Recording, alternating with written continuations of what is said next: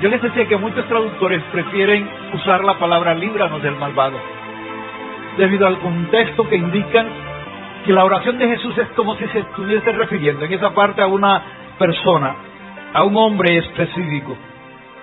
Y esto nos da la idea a nosotros, al leer, al estudiar el Padre Nuestro, que estamos tratando con dos fuerzas espirituales o morales principales. Y como siempre nos han enseñado, podemos decir que estas dos fuerzas son el bien y el mal. Son dos fuerzas, una más poderosa que la otra, pero sin demeritar la otra que es poderosa: Dios y Satanás. Por lo tanto, esa pugna, esa guerra espiritual que nosotros a veces no vemos, o de hecho no captamos con nuestros ojos naturales, pone nuestra vida como el objetivo de lucha, el objetivo de conflicto. Y nuestra vida a veces se constituye en el campo, el lugar donde estas fuerzas batallan. Y esto nos indica que nuestra vida tiene una importancia, es de mucho valor. Dos fuerzas superpoderosas que están peleando por nuestra vida. Y déjame decirte que Satanás se alimenta de las almas. Y usted me dirá, pero Cristo no venció a Satanás en la cruz del Calvario. Sí, lo venció. Y Cristo es victorioso. Pero Satanás jamás se ha dado por vencido. Y él todavía se le asigna poder, se le ha permitido tener poder. En la Biblia se le conoce con muchos nombres que indican que él todavía tiene control sobre aquellos que no tienen a Jesús en sus corazones. Aquellos que están en el mundo sin Dios y sin esperanza. Y ese enemigo, este gran enemigo que es Satanás, pelea contra nosotros, y por eso tenemos que orar esta segunda parte de la oración. Por eso Jesús dijo, mas líbranos de él malvado. En una de esas, el apóstol Pedro, en su primera carta, él advierte y nos dice: sed de espíritu sobrio, estad alerta, vuestro adversario el diablo anda al acecho, como león rugiente, buscando a quien devorar. León rugiente. ¿Cómo? León rugiente. Pero, dice Pedro aquí, pero resistidle, firmes en la fe, sabiendo que las mismas experiencias de sufrimiento se van cumpliendo en vuestros hermanos en todo el mundo. Pedro está diciendo aquí, inspirado por el Espíritu Santo, es que estemos alerta y pendientes. Pero también da una indicación, a veces en nuestra vida personal, en nuestro pensar, en nuestro conceptuar, creemos que somos los únicos que estamos pasando por pruebas, que somos tentados por Satanás, que somos atacados por Satanás, que somos los únicos que sufrimos en esta tierra. Alguien dijo, yo que me quejaba porque no tenía zapatos, y de repente vi a alguien que no tenía pies. Esto nos lleva a lo que dice el apóstol Pedro, al decir que los sufrimientos no solamente son para nosotros aquí localmente. La iglesia universal, los hermanos en diferentes lugares de la tierra, en diferentes países, también están sufriendo pruebas y luchas con relación a esto. Y son muy preciados, entre comillas, por Satanás. Y son muy preciados por el enemigo. Pero si no estamos preparados espiritualmente, muchas de nuestras acciones, muchas de nuestras reacciones, muchas de nuestras interacciones, muchas de nuestras decisiones, muchas de nuestras palabras, muchos de nuestros pensamientos, muchas de nuestras decisiones durante el día no tendrán la unción ni la dirección del Espíritu Santo de Dios. Y de ahí es donde se desprende el modelo de oración y por qué Jesús manda orar de esta manera. Así que a veces las decisiones que hacemos en los días que no oramos, las podemos lamentar el resto de vidas. Y esto es serio, muy serio, porque el enemigo o Satanás nos persigue así como un león hambriento, como un león con gran apetito. Yo no sé si usted ha visto documentales, claro, creo que sí, todo. Cuando estos animales salen a cazar, y yo me imagino un león de esto hambriento, con varios meses sin comer absolutamente nada. Y entonces ahí es cuando nos damos cuenta, pero ya tarde, que no nos podemos vestir con la armadura, esa armadura que habla Pablo, la armadura de la fe, porque ya es hora de ir a la cama y el tiempo se pasó. A esa hora la batalla se acabó, a esa hora vamos a dormir, a esa hora hemos perdido, y lo único que falta es recoger las partes que quedaron durante el día rotas, las partes que quedaron destruidas, confesar nuestro fracaso, arrepentirnos, porque es todo lo que queda. Por eso la oración del Padre Nuestro, y aún así no podemos defeccionarnos. Y el Señor trata de impulsarnos de la misma manera que Satanás siempre tiene en tu mente cómo destruirte. El Señor Dios Todopoderoso nos tiene en su agenda también. Ahora, yo hablaba de dos fuerzas poderosas, pero el más poderoso es Dios. Sencillamente porque a Satanás le es asignado todavía un poder. Pero Satanás no puede hacer nada contra usted si Dios no se lo autoriza. Él no puede pasar la barrera. Pero también tenemos que tener el tiempo de oración para ser librados de ese malvado, de ese malo que trata de destruirnos, que trata de dañarnos. La Biblia dice que los pasos del hombre bueno son ordenados por Dios. Y Él es quien ordena nuestros pasos. Entonces, aprendemos cómo esperar por Dios cada día. Aprendemos cómo estarnos quietos. Aprendemos cómo orar. Aprendemos cómo estar bajo el cuidado de Dios, bajo este modelo de oración. Cuando estamos quietos, el Señor mismo te va a refrescar. El Señor mismo te va a refinar. El Señor mismo te va a proveer con todo lo que necesitas cada día de tu vida. Y nos librará del hombre malvado. El Salmo 36 dice: en tu luz veremos nuestra luz. Parece un juego de palabras, porque la misma luz de Cristo nos ilumina para ver lo que es claro para nosotros. Entonces desarrollemos este tema en esta mañana. Número 1, en esta batalla es importante el familiarizarnos con el enemigo y los dispositivos que él usa contra nosotros. Usted dirá: ¿cómo voy a hacer yo familiaridad con Satanás? Déjeme decirle que la Biblia nos enseña acerca de él. La Biblia nos enseña cómo actúa él y cómo familiarizarnos con este enemigo. Una de las maneras, Pablo nos dice que no deberíamos de ser ignorantes. A veces a algunos creyentes no les gusta escuchar el nombre de Satanás, así es que se llama, y no solamente Satanás, sino que tiene varios nombres. Pero Pablo habla de que no ignoremos de los instrumentos que usa el enemigo, que usa el diablo. Y para entender cuáles son esos instrumentos, vamos a ver algunos de sus nombres. ¿Por qué? Porque sus nombres son característicos de sus argucias. Sus nombres, por eso muchos, reflejan sus trampas, su actitud, su proceder, su modo de actuar, su modus operandi, como dirían los que hablan bonito. Y uno de los nombres de Satanás es ángel de luz, nada más y nada menos. ¿Cómo era el nombre del original? Luzbel. Otro nombre es el engañador. En Apocalipsis está, porque Satanás engaña a todo mundo. Y a veces nosotros caemos en sus engaños. Apocalipsis le llama el gran dragón, le llama la serpiente vieja, le llama demonio y le llama Satanás. Apocalipsis le llama acusador. ¿Por qué acusador? Porque Satanás es como el fiscal universal. ¿Qué es un fiscal? ¿Qué hace un fiscal? Acusar, tener pruebas para poder hundir a aquella persona que está ahí. ¿Para acusarlo ante quién? Ante el juez. En este caso el juez sería el Padre Celestial. En el libro de Job vemos cuando Satanás recorría, pues fue ante el Padre y fue a acusar a Job. Y actuó como fiscal. Y sigue actuando como fiscal en contra nuestra. Pero ¿qué hizo Jesús por nosotros? ¿Qué hizo Jesús por la humanidad? Morir en la cruz para justificarnos a nosotros. Por lo tanto, Satanás ya no tiene actuación sobre nosotros. Sin embargo, él sigue acusando. Hay una parte en la Biblia donde dice y se habla de él como el acusador de la iglesia. El texto dice acusador de los hermanos. Este es Satanás. Y por sus nombres entendemos cómo actúa él constantemente. La Biblia dice que él es nuestro adversario. Primera de Pedro 5:8. La Biblia dice que es como un león rugiente. No es que sea un león, es como un león rugiente. La Biblia dice en Primera de Juan que es el anticristo. La Biblia dice que es el malvado, lo que estábamos leyendo en el texto. La Biblia dice que es asesino y que es padre de mentira. Para eso sí es bueno, es mentiroso. La Biblia dice en Juan que es príncipe de este mundo. Alguien me dijo en una ocasión: Satanás no puede. Claro que sí puede. Él es príncipe de este mundo. A los que no tienen a Cristo, Él los controla, Él los maneja. ¿Ustedes creen que si Satanás no estuviese activo, la tierra, el mundo, las naciones estuviesen tan convulsionadas?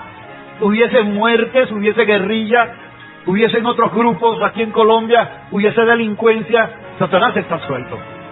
Satanás está controlando parte de la humanidad. Aquellos que no tienen al Señor en su corazón. Pero Él no se cansa. Él todavía aspira a hacerle daño a la iglesia, a hacerle daño al creyente. La Biblia dice que Él es el tentador. Y en Mateo 13 repite que Él es malvado. Entonces, podemos ver rápidamente con estos nombres que Satanás tiene mucho poder. Así que no se fresqué con relación a esto. Y con estos nombres Satanás está mostrando cómo actúa él, cómo se mueve en este mundo. Y mientras nosotros leemos el Antiguo Testamento, y los que han leído esa parte nos trasladamos a Génesis capítulo 3, ahí encontramos a Satanás actuando como engañador. Y Génesis 3:1 dice: y la serpiente era más astuta que cualquiera de los animales del campo que el Señor Dios había hecho. Fíjate que en esa narración no se acercó a Eva diciéndole: yo soy Satanás. Algunos comentaristas bíblicos dicen que originalmente la serpiente caminaba, tenía pies, era erguida. Y parece ser que era una de las criaturas que Dios hizo. La serpiente la hizo el Señor, todos esos animales los creó el Señor. Solo que ahora en este tiempo la estigmatizamos porque es un favor que la mayoría le tienen miedo a las cucarachas, a las mujeres, ahora que no le tengan miedo a los ratones, a la serpiente. Y era muy bonita, muy erguida, era muy llamativa. Pero Satanás lo que hizo fue introducirse, tomar como instrumento, tomar como envase a la serpiente. Y parece que la serpiente sentía alguna, por lo bonita que era, por lo erguida, por la serpiente. Era un animal de confianza para Eva. Y se le apareció a Eva como esa criatura que andaba a pie. Y recuerde que más tarde, algunos se basan en esto porque más tarde la maldición fue que sobre el polvo se arrastraría. ¿Ok? Y ella se arrastra sobre el polvo. Ahora, si no hubiese parecido hermosa, sabio e inteligente, Eva no hubiese escuchado a la serpiente. Entonces la serpiente era llamativa. En la naturaleza hay animales que lo atraen a uno. Yo miraba unos documentales, pájaros que yo nunca había visto, con esos multicolores, con esa belleza, yo me quedaba asombrado. Y este es el dedo de Dios. Y al ver tanta belleza uno como que siente atracción y se acerca. Pero además de eso, ahí aparece la sabiduría, la inteligencia. Satanás utiliza todos los medios. Ángel de luz. Amén. Entonces el enemigo nunca parece ser feo o repulsivo. Nunca se esconde bajo algo hermoso, se esconde bajo algo razonable. Nunca demuestra su naturaleza verdadera. Nunca. Hasta cuando ya te tiene prensado. Así que con esta primera reunión con el hombre, Satanás entonces tuvo esta conversación con la varona, con Eva, por una criatura a la cual el Señor Dios había hecho, una serpiente. La serpiente, vuelvo y repito, criatura de Dios. Y comenzó a conversar con Eva. Y Satanás, escondido, comenzó a convencer a Eva y a dañarle. Martín Lutero, ese gran reformador, él dijo en una ocasión: tenemos que establecer primero que la serpiente era una serpiente verdadera, pero una que había sido ocupada por Satanás para engañar a Eva. Satanás utiliza todos esos nombres y nosotros debemos conocer cuáles son las características, cómo engaña, cómo vislumbra, cómo acusa, cómo es de malvado. Todo eso lo usa en contra de nosotros. Y número 2, para ir desarrollando y terminando, número 2, cuando Eva pecó, una parte de Satanás entró en su corazón. ¿Qué pasó aquí entonces? Le dio Eva un trozo del fruto prohibido a su esposo. Algunos dicen que fue una manzana, la Biblia no me dice que fue manzana. Y dice que le dio un trozo, le dio muerde a su esposo. Y entonces parte de Satanás entró en el corazón también ¿de quién? De Adán. Y desde entonces algo malo ha entrado en los corazones de todos los humanos en la historia de este mundo. Por eso yo decía, nosotros todavía tenemos esa naturaleza del primer Adán. Y esa naturaleza es la que permite a veces que Satanás penetre en nosotros. Es la que nos lleva, nos impulsa a tener esa lucha entre lo espiritual y nuestra carne. Y Satanás penetró por ahí en nuestros primeros padres. Y podemos darnos cuenta de algo horrible. Y sucedió porque el primer hombre, Adán, fue creado perfecto por Dios.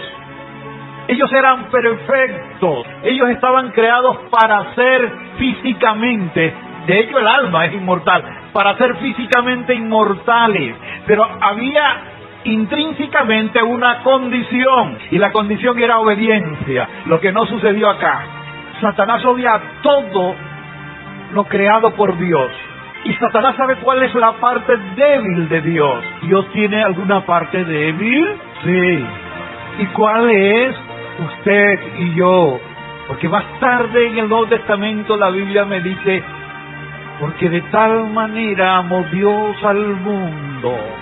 Y Satanás se aprovechó, según él, de eso. Por eso nos ataca. Él odia la creación de Dios. Él odia al hombre. Él lo odia a usted, me odia a mí. Satanás no tiene nada bueno. Si usted hace negocio con Satanás, le pasará factura tarde que temprano. Si le presenta cariño y amor, eso es falso, porque él es engañador y mentiroso. Porque vendrá el tiempo donde ya se deshaga de usted y le pase la factura de cobro.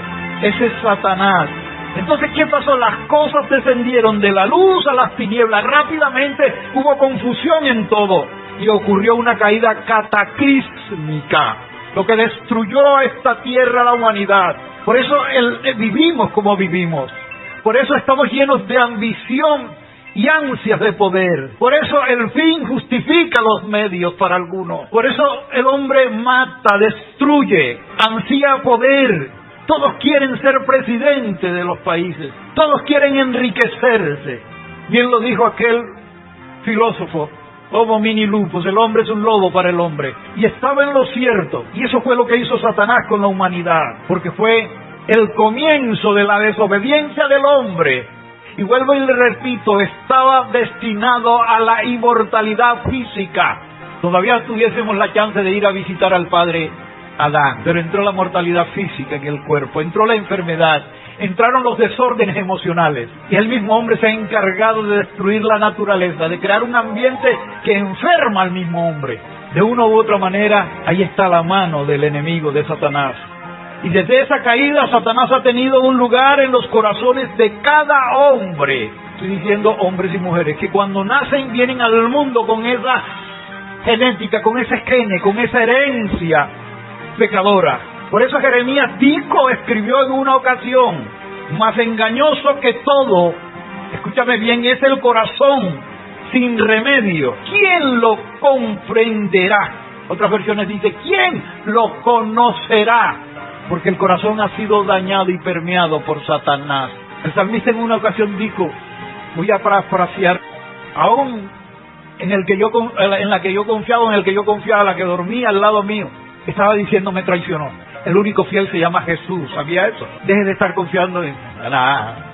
Pero el único fiel se llama Jesús. No lo va a defraudar, no la va a defraudar jamás. Porque el corazón del hombre está dañado, está permeado. Miren este país. Desde arriba de la cúpula, el uno traiciona al otro, el otro sale de ahí, el otro echa al agua. Porque el corazón del hombre está dañado totalmente. Así que el enemigo se escondió en la serpiente en el paraíso. Ahora la pregunta es, ¿dónde se esconde Satanás hoy en día? Muchas cosas. ¿Cómo trabaja Satanás para derrocar, para destruir al pueblo de Dios? ¿Y por qué tenemos que orar el modelo de la oración del Padre Nuestro? Y sobre todo esta frase: líbranos de el malvado. Porque Jesús conocía todas las artimañas de Satanás. Y Él conoce que el ataque mayor lo tiene hacia el creyente, hacia la iglesia. Y número 3, el enemigo trabaja por la naturaleza de la carne. Vuelvo y repito, nosotros heredamos la naturaleza de Adán, pero al llegar a Cristo tenemos la naturaleza también de Cristo. Ahora, si tuviésemos la naturaleza total de Cristo, no habría problema. El único cambio va a ser transformador cuando usted sea levantado en el rapto, o cuando muera en Cristo Jesús. Y de ahí, en la resurrección, la Biblia me enseña, en Tesalonicenses primera, de que nuestros cuerpos serán cambiados por cuerpos diferentes, glorificados. Entonces ahí esa vieja naturaleza adánica se pierde. Por lo tanto, el El enemigo ahora está trabajando en esa naturaleza y ataca a esa naturaleza y se agarra de esa naturaleza para acabarnos. La Biblia tiene varios nombres para el mal que entró en los corazones del hombre cuando pecó Adán y Eva, y uno de esos nombres es naturaleza de la carne. Algunos de los frutos de esta naturaleza se encuentran en Gálatas capítulo 5, cuando Pablo habla de todo esto, 19 al 20. Pero si nos vamos más atrás, allá en el Antiguo Testamento, en Primera de Reyes, encontramos a un hombre que hizo una oración poderosísima al inaugurar el templo del Señor, Salomón. Dice la Biblia que cuando él oró, la presencia de Dios cayó en el templo. Había humo, había lo sobrenatural. Era tan poderosa su oración. Pero Satanás, en busca de dañar el corazón de este hombre, un hombre sabio, hijo de David, sucesor del trono, esperanza para Israel, comenzó a dañarle, hasta el punto que algunos pasajes de los libros que escribió el mismo Salomón nos indica que él practicó religiones esotéricas. La Biblia me enseña que a cada mujer que él tuvo, porque eran de diferentes nacionalidades, él les hizo su lugar, su altar, su templo para que ellas adorasen a sus dioses o practicasen su esoterismo. Salomón tocó fondo, porque Satanás se vistió de ángel de luz, de engañador, de mentiroso, y atacó la naturaleza de la carne de Salomón. El enemigo usa la naturaleza del hombre y te puede proponer y te puede asegurar lo que él quiere, lo que tú desees. Y esas propuestas te van a parecer razonables y te van a parecer buenas, convincentes, de tal forma que tú dirás como creyente, yo no veo nada de malo. Ahí es donde está el engaño. Ahí es donde está el veneno, ahí es donde está el ángel de luz. Hijo, no te cases con él, es que es muy linda, mamá, yo no le veo nada de malo. Hijo, no te cases con él, es que es un buen tipo alto, fornido, tiene bíceps y tríceps y lombrices, me gusta. Tú que es una maluquita, que no se ha casado, o viceversa. Pablo dijo, la mente carnal es enemiga contra Dios, en esta versión que tengo, Romanos 8:7. Porque la naturaleza de la carne, en toda la gente no santificada, es un lugar para el malvado. Y esa naturaleza de la carne debe ser controlada, debe ser eliminada, debe ser permitir que Cristo tome el control. Y número 4, el demonio te hablará usando profetas que se ordenaron a sí mismos. ¿Qué hace el Espíritu Santo? ¿Quién da los dones? La Biblia me habla de dones y ministerios, me habla de profecía, don de ciencia, discernimiento de espíritu, de milagro. Son 9 dones. Pero pregunto yo, ¿Satanás puede imitar? Sí. ¿Puede dar dones a personas? Sí. Te voy a explicar eso. Jesús nos advierte de estos falsos profetas, que no solamente fueron en el tiempo del Antiguo Testamento, porque en el Antiguo Testamento hubieron falsos profetas, sino en el tiempo de Jesús también los hubieron. Y en este tiempo también los hay. Y esos falsos profetas son un instrumento como la serpiente para que Satanás hable.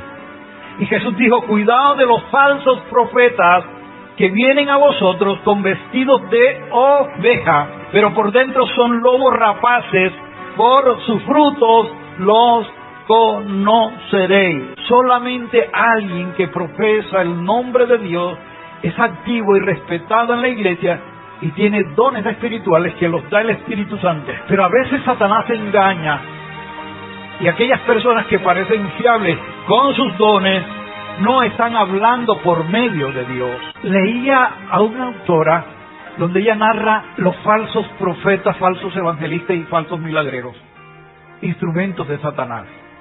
Ella dice que en una iglesia había un mover, una campaña, habían traído un tipo, y ese tipo tocaba y eso la gente salía disparada como un proyectil. Y había un hombre, un varón, que estaba pasando por momentos y pasó adelante. Y ella narra que cuando este hombre tocó a este tipo, fue lanzado como catapulta, con una fuerza poderosa hacia atrás. Y todo el mundo convencido que era el poder del Espíritu Santo.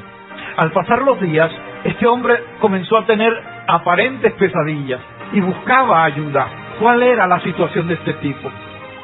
Era que cuando él estaba durmiendo, encerrado, él sentía que alguien entraba y lo sodomizaba. Y fue una lucha terrible que este hombre tuvo. Así que le digo que no le ponga la cabecita a toda persona que esté por allá, que salga por allá, el profeta tal, no tal, porque usted no sabe si este es un instrumento de Satanás o un instrumento de Dios.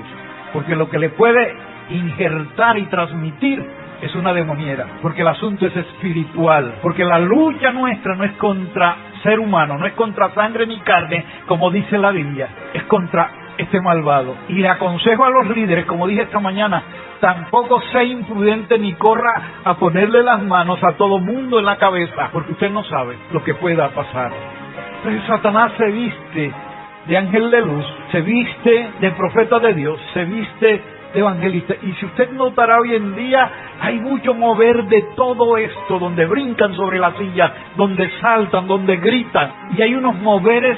Estaba mirando unos videos donde hasta con karate ministra, y la gente sale por allá. Vi a otro con un balón de fútbol que se lo tiraba al otro y apenas tocaba el balón de fútbol cayó. Vi a otro derramar un poco de harina de trigo sobre la cabeza blanquita, y están en carnavales. Y la persona, esas son cosas truculentas, son cosas que no enseña la Biblia, son cosas que han tomado la comezón de oír de algunas personas y de algunos creyentes y terminan mal. Son personas que a la postre no maduran en el Evangelio, se van para donde hay un oleaje, donde hay un movimiento, donde trajeron a sutanito y a fulanito. Entonces Jesús advierte sobre estos falsos profetas, pero también nos habla que por sus frutos los conoceréis. Y Jesús habla de los frutos espirituales a través de Pablo en el libro de Gálatas. Entonces nosotros no debemos confundir los frutos con los dones. La mayoría de nosotros nos gustan los dones porque son dones de profecía, dones de milagro, don de fe, discernimiento de espíritu, don de sanidad. Así que no confunda los dones con los frutos. Ahora, ¿qué pasaba con la iglesia de Corinto? Pablo tuvo que escribirle. Esa iglesia tenía todos los dones, que son los mencionados ahí, son los 9 dones. ¿Cuál es más importante, los dones o los frutos? Los dones son herramientas, escúchame bien. Los dones son herramientas que es dada al pastor, al segundo líder, a la pastora. Los dones son herramientas para la iglesia. ¿Y cuál es la iglesia? ¿Por qué digo herramientas? Porque son para llevar el evangelio y utilizarlo. Si hay un enfermo y usted tiene el don de sanidad divina, usted ora por él. Y si usted tiene el don, se sana. ¡Qué maravilloso es Dios! Pero necesitamos los frutos en nuestra vida. Entonces, Satanás puede hacer milagros usando a profetas falsos. ¿Qué hicieron los magos de Faraón?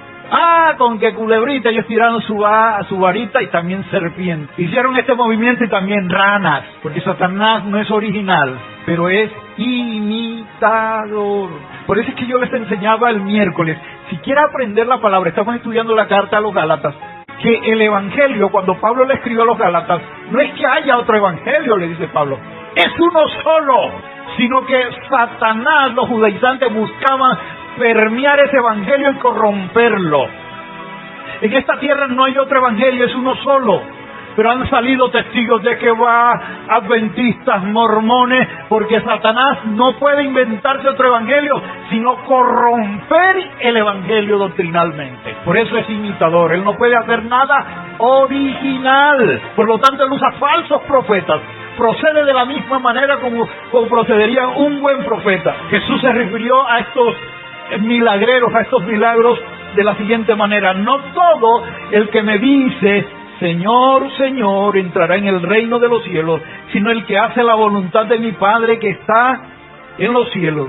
Muchos me dirán, dijo Jesús, en aquel día: ¿acaso no profetizamos en tu nombre, Señor? Y en tu nombre echamos fuera demonios, y en tu nombre hicimos muchos milagros. Y entonces les declararé, dice Jesús, jamás os conocí, apartados de mí. Alguna versión dice hacedores de maldad, esta versión dice apartados de mí los que practicáis la iniquidad.